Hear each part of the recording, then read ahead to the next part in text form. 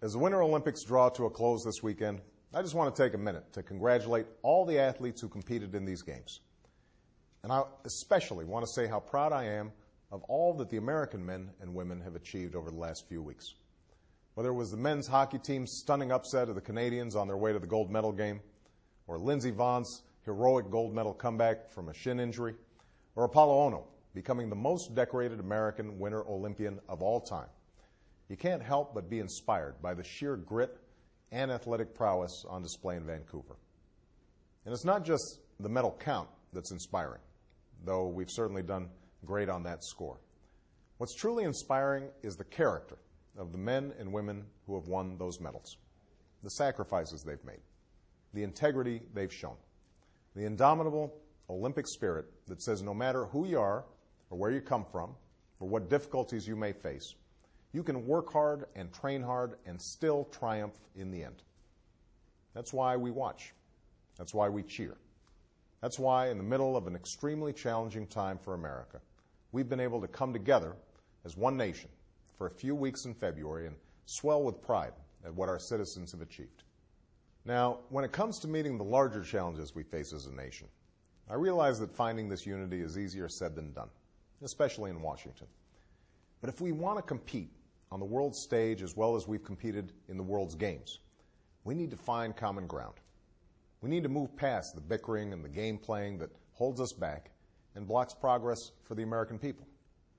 I know it's possible to do this, and we were reminded of that last week when Democrats and Republicans in the Senate came together to pass a jobs bill that will give small businesses tax credits to hire more workers.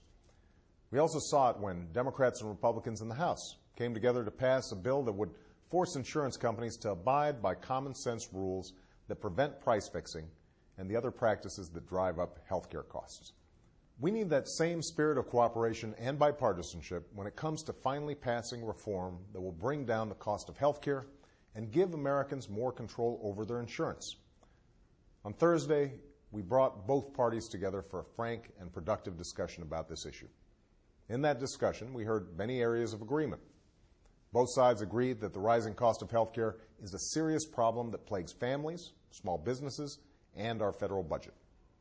Many on both sides agreed that we should give small businesses and individuals the ability to participate in a new insurance marketplace, which members of Congress would also use, that would allow them to pool their purchasing power and get a better deal from insurance companies. And I heard some ideas from our Republican friends that I believe are very worthy of consideration.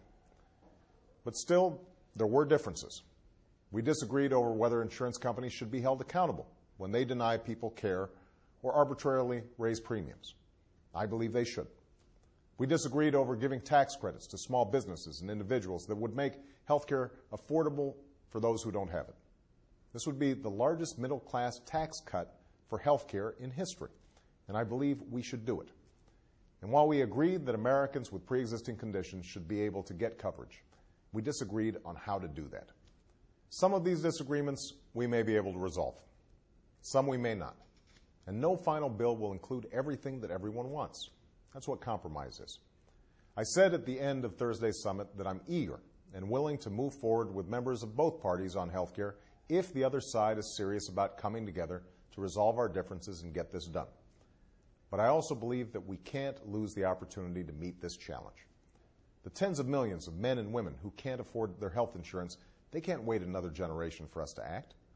Small businesses can't wait. Americans with pre-existing conditions can't wait. State and federal budgets can't sustain these rising costs. It's time for us to come together. It's time for us to act. It's time for those of us in Washington to live up to our responsibilities to the American people and to future generations. So let's get this done. And thanks for listening.